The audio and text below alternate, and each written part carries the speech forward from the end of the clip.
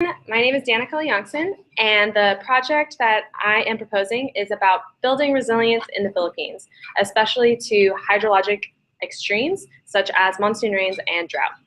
And so to get started, over 70% of the world's natural disasters occur in East Asia, and climate change is expected to increase the duration, the frequency, and the magnitude of all these events.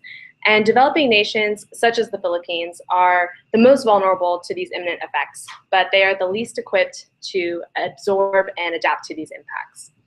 And as significant contributors to the causes of this global phenomenon, developed nations in the international community, such as the United States, share responsibility to support developing countries, especially in Southeast Asia, in order to strengthen the country's ability to adapt.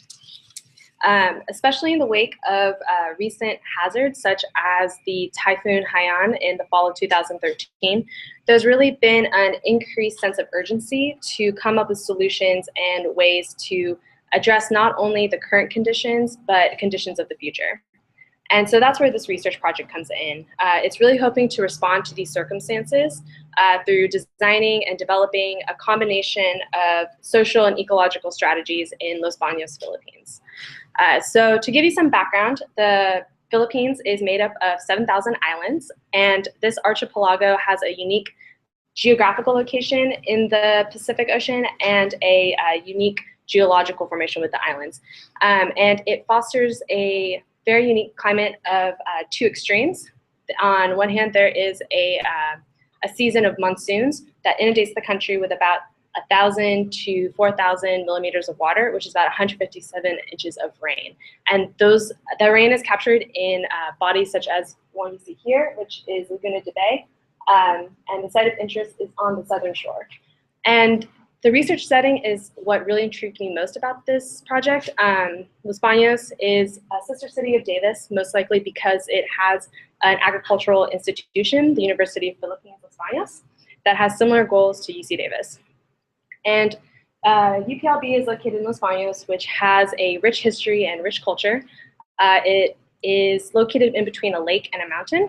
Laguna de Bay provides a lot of ecosystem services for the people of Los Baños, as well as inextricably intertwined with Mount Makiling. Mount Makiling is an ancient volcano that still has signs of its ancient past, such as mud springs, hot springs, craggy formations, and volcanic soils.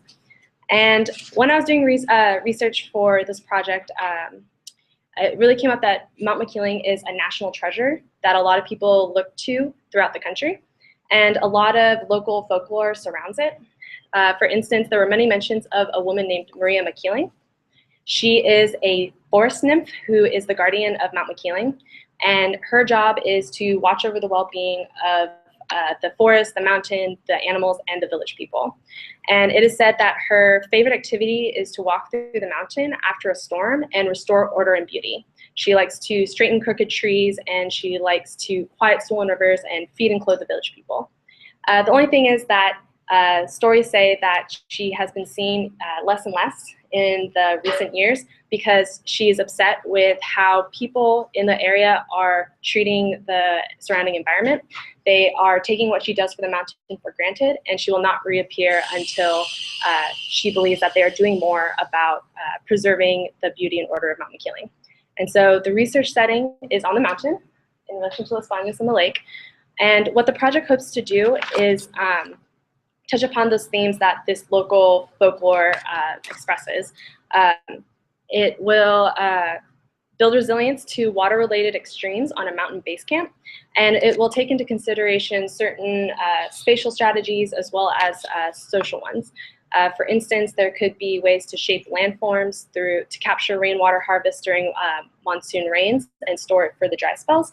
And there are also social strategies that could be implemented, such as showing stormwater management in practice and teaching locals about how to better respond in the face of monsoon rains and droughts.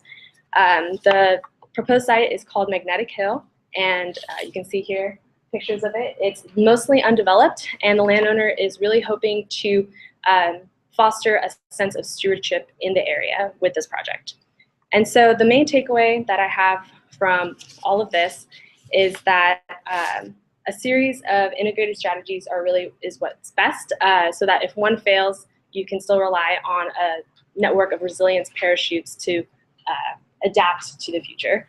And the very last thing is that it's important to remember that change is unavoidable, and rather than trying to eliminate it or control it, it's much more beneficial to design better ways to deal with it.